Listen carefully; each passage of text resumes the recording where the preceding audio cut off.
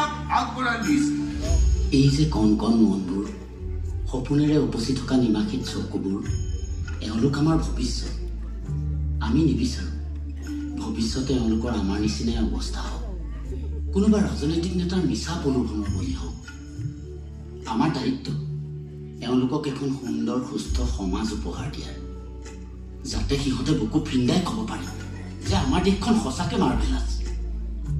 আমাক ভগৱানে যিখিনি টকা দিছে সেইখিনি ৰাইজৰ কষ্টৰ টকা, আৰু আমি শপত খাইছোঁ সেইখিনি টকা ৰাইজৰ কাৰণে ব্যৱহাৰ হ'ব।